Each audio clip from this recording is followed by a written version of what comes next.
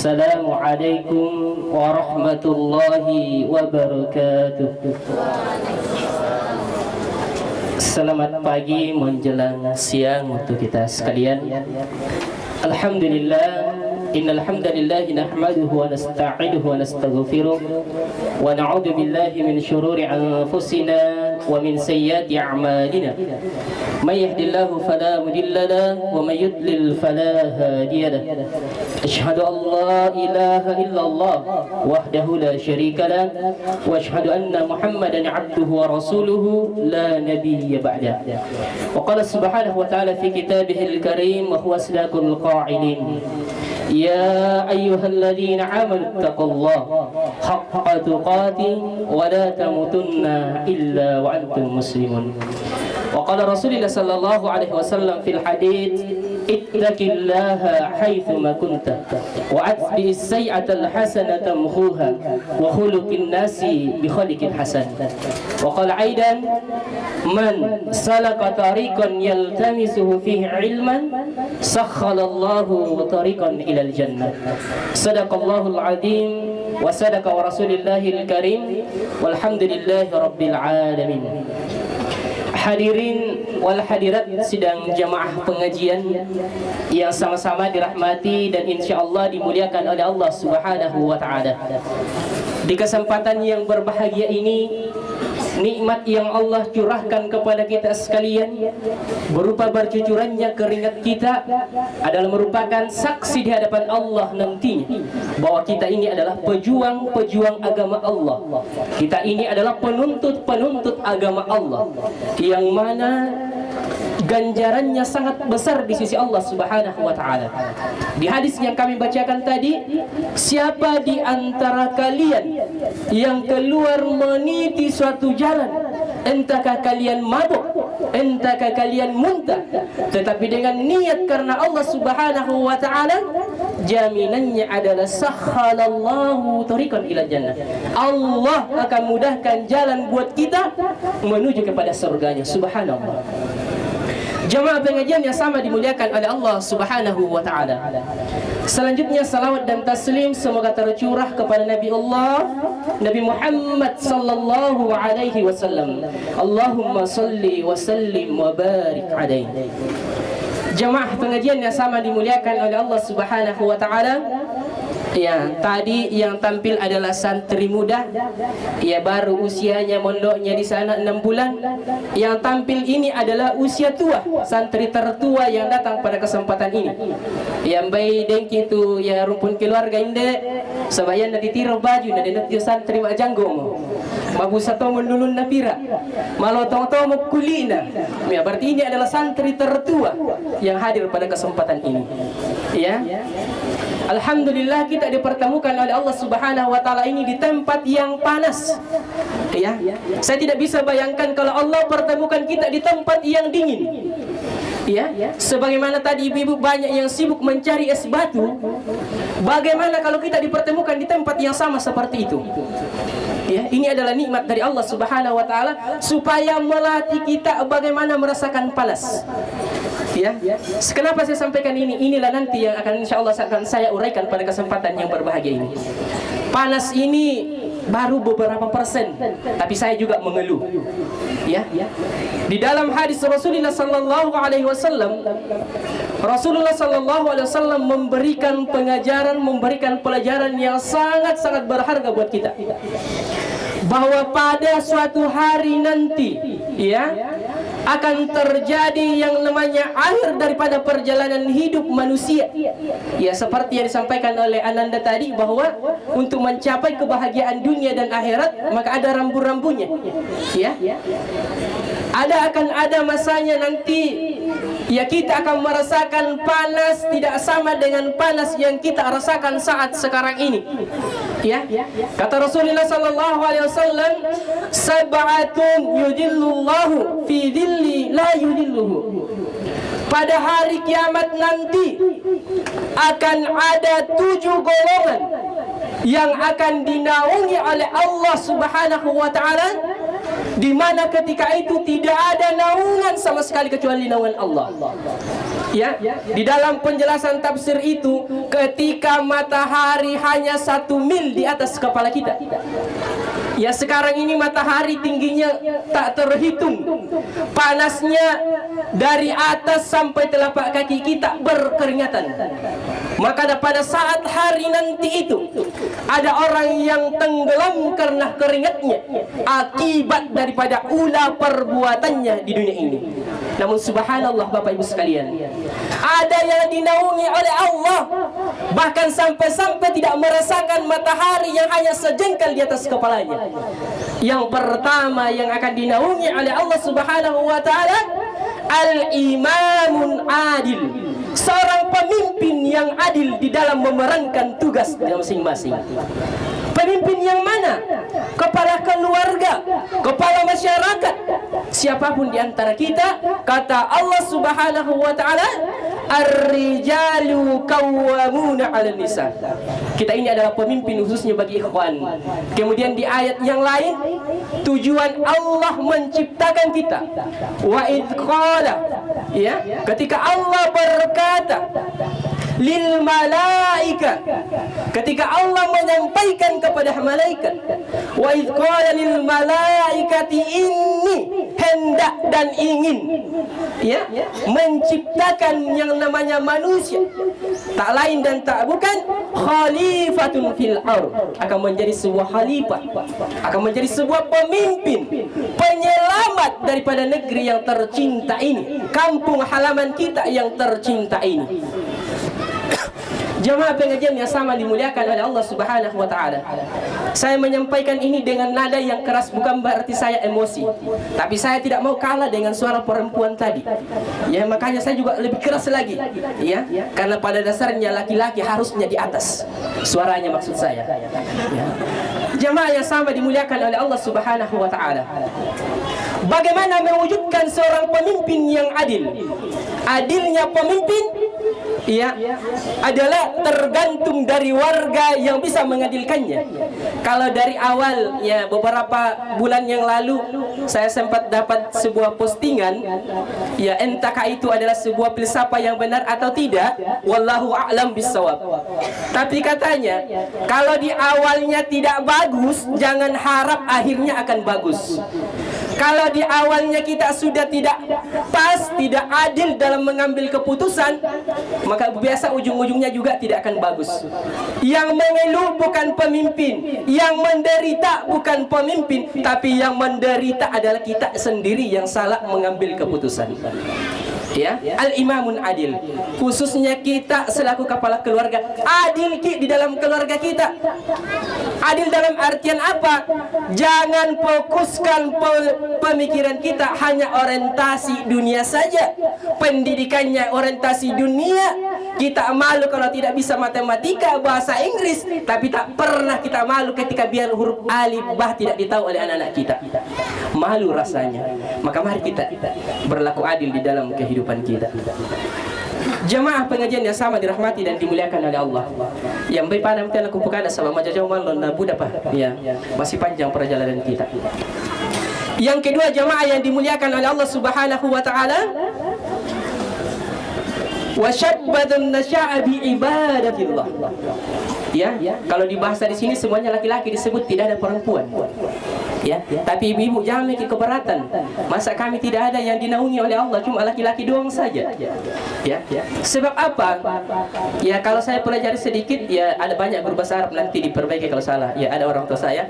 Ya, biasanya kalau perempuan disebut dalam agama, dalam ya ayat atau hadis, biasanya tidak mewakili laki-laki. Tetapi kalau laki-laki yang disebut, otomatis perempuannya masuk. Ya, kenapa? Ya, karena itulah perintah Allah. Tidak mungkin ya ayyuhal ikhwan wal nisa dan lain sebagainya, tetapi mewakili perwakilan. Ya, maka seorang yang senantiasa tumbuh di dalam ketaatan kepada Allah Subhanahu wa taala, erat kaitannya dengan perintah yang pertama tadi. Ya, munculnya yang adil karena dia tumbuh di atas kebenaran. Kalau dia sudah taat sama sang Rabbnya, sama sang penciptanya, di subuh hari ada di masjid, di pagi hari ada di masjid, di setiap waktu ada di masjid, Allah saja tidak bohongi, apalagi kita umat manusia. Tetapi pertanyaannya jamaah yang dimuliakan oleh Allah Subhanahu wa taala, kalau Tuhan yang mengutusnya ke dalam dunia dia bohongi, dipanggil oleh Tuhan yang menciptakan dia tidak pernah hadiri, bagaimana mungkin ketika engkau akan memanggil dia akan menghadiri undanganmu? Ya, Tuhan saja yang mengadakan, yang menciptakan tidak dipenuhi, tidak dihiraukan undangannya. Sementara undanganmu hanya undangan manusia. Tetapi yakin dan percayalah kalau orang yang dekat dengan Tuhan, dengan Rabbnya, tidak akan mampu menzolimi daripada perintah Allah, tidak akan mampu mengkhianati daripada ketetapan Allah Subhanahu wa taala. Sebagaimana dengan seorang pemimpin Rasulullah sallallahu alaihi wasallam yang pernah dicaci maki oleh seorang yang buta yang tidak segolongan dengan dia. Kerjaannya apa setiap hari? Setiap hari dia bawakan bubur, disuap itu setiap hari selama bertahun-tahun. Ketika Rasulullah sallallahu alaihi wasallam wafat, datang seorang sahabat menghadap kepada istri Rasulullah sallallahu alaihi wasallam. Ya, wahai ummul mukminin, ya, ibunya kita orang-orang beriman ini, orang-orang muslim ini, amalan apa lagi yang pernah dilakukan oleh Rasul kemudian saya tidak melakukan? Kata istrinya, di seberang sana ada seorang orang tua yang buta, setiap hari Rasulullah ke pasar belikan bubur kemudian disuap. Sahabat pengen meniru daripada amalan Rasulullah, datang membawakan bubur itu, baru ya disuap pertama langsung dihamburkan, pindah kamu, ya, tinggalkan saya, bukan kamu yang setiap hari yang datang ke sini. Kata sahabat Rasul, tahukah kamu, orang yang setiap hari yang datang di sini, yang setiap hari kamu caci maki, setiap hari kamu fitnah, ya, bahkan kamu katakan sebagai orang gila, beliau itu adalah Rasulullah sallallahu alaihi wasallam yang sekarang sudah tiada. Seketika itu orang yang buta mengatakan, asyhadu Allah ilaha illallah wa asyhadu anna Muhammadar Rasulullah. Subhanallah.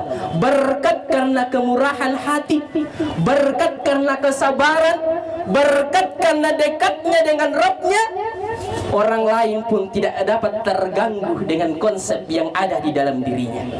Karena Rasulullah, ia adalah orang yang senantiasa dibimbing oleh wahyu Allah Subhanahu wa taala. Yang ketiga, karena waktu yang membatasi kita, seorang pemuda yang hatinya terpaut dengan masjidnya Allah. Ya. Pertanyaannya buat jamaah yang ada di Pompengan Tengah ini, bagaimana supaya pemuda-pemudi kita yang ada di area sini bisa terpaut hatinya ke masjid? Bukan cuma melalui pengeras suara, tapi kita selaku orang tua, tarbiyatul ula fil bait. Tarbiyah yang pertama, pendidikan yang pertama, bukan di sekolah SD yang ada di sana pinggir lapangan, tapi pendidikan pertama ada di dalam keluarga kita masing-masing. Bagaimana supaya anak kita dekat dengan masjid? Mulai dari usia sejak dini, dekatkan dengan masjid. Tidak akan mungkin terjadi hal yang demikian kalau bapaknya asik menonton TV One, ibunya asik menonton suara hati istri, kemudian anak disuruh ke masjid. Mustahil anak kita akan ke masjid. Mungkin keluar dari rumah pergi di samping main game dan lain sebagainya. Tapi coba jam 5:30 siapkan sajadah 3, mukena 2. Ya, kalau anak-anaknya perempuan, untuk siapa satu, Mak? Ya kita lah, siapa lagi? Nah, cuma kita anakku perempuan. Tapi kalau hanya cuma memerintah, orang tua datang sebagai pemadam kebakaran, jangan harap anak-anak kita akan terpaut hatinya dengan masjid. Ya. Anak ini adalah aset terbesar buat kita. Bagaimana supaya kita kelak di yaumul kiamah, setidaknya kita ini adalah para orang tua yang akan digunakan, yang akan dipakaikan mahkota kebesaran dari anak-anak kita yang kita cintai. Subhanallah, ya. Tadi malam saya bertemu dengan tante saya baru pertama kali, ya mudah-mudahan bukan pertama dan terakhir kali. Ya, beliau orang ya dari apa ya? dan orang dari Teko, ya, saya sempat ternyata subhanallah, bulan 5 nanti sudah ada lagi anaknya yang akan wisuda, habis 30 dus. Saya bilang, itu aset terbesar ibu. Ya, ibu biar tidak usah kaya, kau sudah punya akhirat insya Allah. Tinggal pertahankan itu, jaga itu anakmu, pelihara dengan baik, aset terbesar. Daripada hari ini banyak orang tua punya anaknya ada ya prop dan lain sebagainya, tapi jauh dari agama, ya jauh dari Allah. Maka justru itulah yang akan menyengsarakan kita. Ya hujan, ya. Ternyata hujan tadi cuma di depan saya. Ya nanti ya diperbaiki atapnya. Ya, sedikit hujannya. Terakhir sekali ya, buat kita selaku orang tua, ya, kita ini adalah cerminan buat anak-anak kita. Ya. Sering saya sampaikan kepada adik-adik saya yang ada di pondok, saya tidak usah ke rumahmu lah, tengok orang tuamu seperti apa. Bagaimana orang tua mengajari kamu di rumah? Ya, termasuk Abrar, saya sering tanya, Abrar, tidak usah saya lihat mamamu, bapakmu siapa? Saya tahu bapakmu, saya tahu mamamu, tapi tidak usah saya lihat bapakmu dan mamamu. Yang saya lihat adalah bagaimana kamu di dalam setiap waktu yang ada. Itulah cerminan. Ya, karena orang tua itu adalah ibarat sebuah cermin yang dikasih berdiri, kemudian anaknya di situ berdiri. Kalau orang tuanya miring ke kanan, orang tuanya juga akan anaknya juga akan ke kanan. Kalau orang tuanya bengkok-bengkok bahkan tidak bisa diluruskan, yakin dan anaknya juga akan bengkok-bengkok. Dan jangan sekali-kali salahkan dunia pendidikan.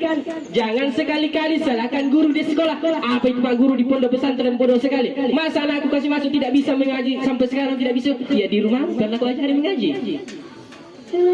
Siapa yang salah? Ya. Maka mari kita menjadi orang tua yang baik.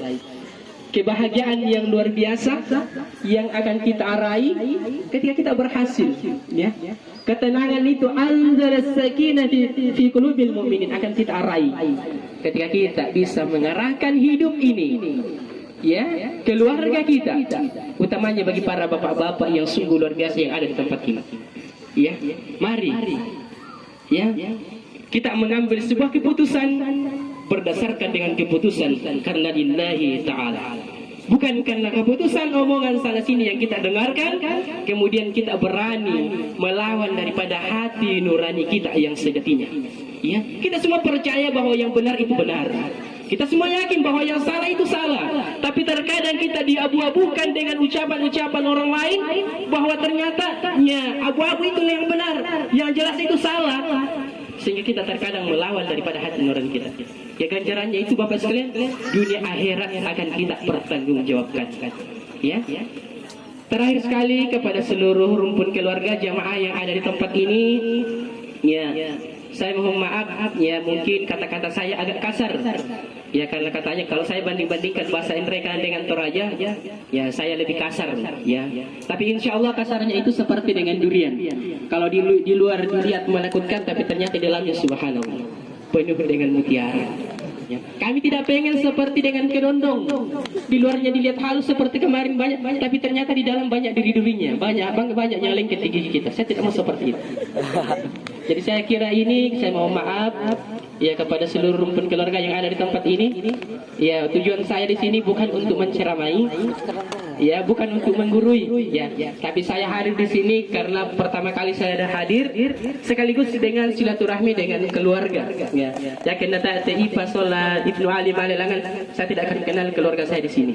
Ya, tapi alhamdulillah berkat perjalanan wisata dakwah seperti ini, rihlah dakwah seperti ini bukan pertama kali ini.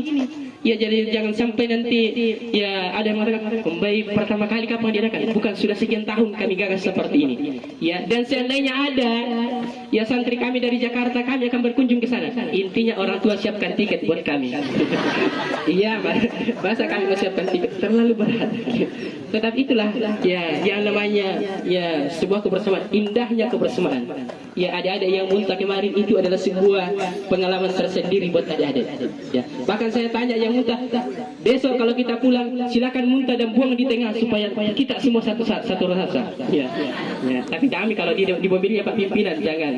Yang mobil-mobil ya di mobilnya bapaknya tidak bisa karena kita sama-sama di atas. Ya, saya kira ini yang dapat disampaikan karena ya cuaca sudah panas, masih banyak agenda kita termasuk dalam perjalanan.